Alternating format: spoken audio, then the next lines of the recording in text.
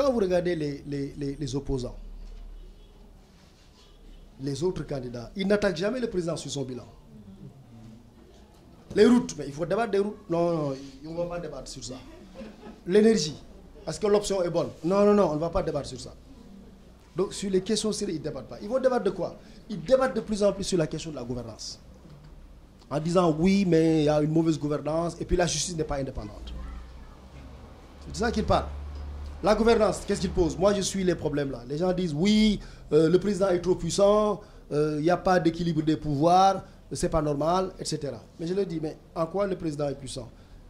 Qu'on me donne l'exemple d'un seul pouvoir que le président sénégalais a et qu'un président dans un autre pays, même américain, n'a pas.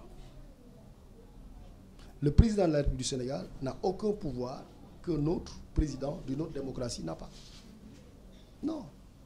Les gens se trompent sur le diagnostic. En réalité, ce n'est pas les institutions elles-mêmes ou l'organisation des institutions qui pose problème, c'est notre rapport au pouvoir.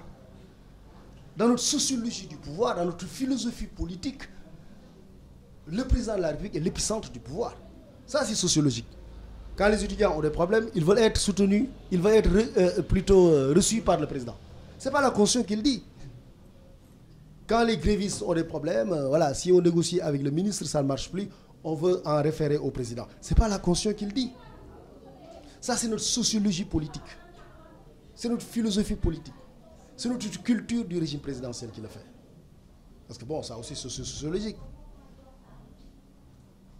Mais ce n'est pas les institutions elles-mêmes. Quand on dit oui, l'Assemblée nationale ne joue pas son rôle, je dis l'Assemblée nationale du Sénégal a tous les pouvoirs que l'Assemblée nationale française a. Tous les pouvoirs que le Parlement britannique a. C'est quoi? Contrôler, voter les lois, contrôler l'action gouvernementale. Voter les lois, contrôler l'action gouvernementale. Mais c'est les pouvoirs que l'Assemblée nationale a. Maintenant, l'Assemblée nationale du Sénégal n'a pas les mêmes capacités que l'Assemblée nationale française. Capacité, pas pouvoir. Pas prérogative juridique, c'est les mêmes prérogatives. Mais capacité. Mais capacité, c'est parce que c'est le pays. Le pays là est plus riche. Donc le président français a plus de capacité que le président sénégalais. L'Assemblée nationale française a plus de capacité. Le pouvoir judiciaire a plus de... Parce que c'est les capacités, ça. C'est les infrastructures, c'est le bâtiment, c'est les moyens de travail, etc. Ça, c'est les capacités. Ça n'a rien à voir avec le droit. Donc les gens se trompent souvent de diagnostic. D'ailleurs, ils critiquent, mais après quand ils arrivent, ils se disent, ah oui, ok, c'est comme ça. Bon, donc, il vaut mieux laisser comme ça. Quand ils disent qu'il faut diminuer les pouvoirs du président, je leur dis, quel pouvoir? Donnez un exemple. Quel pouvoir il faut diminuer? Qu'il ne nomme plus le Premier ministre. Ok, on est d'accord. Qui va le nommer? Qui va le nommer? C'est ça.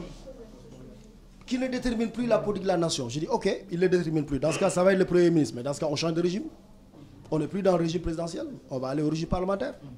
Mais qui a dit qu'on était pour le régime parlementaire? Qui a dit que les Sénégalais préfèrent le régime parlementaire? Personne. Donc le débat qu'on a sur les institutions, c'est un faux débat. Et souvent, c'est initié par des non-initiés en réalité, qui ne comprennent pas les problématiques, qui ne comprennent pas les enjeux, et qui font souvent un faux diagnostic.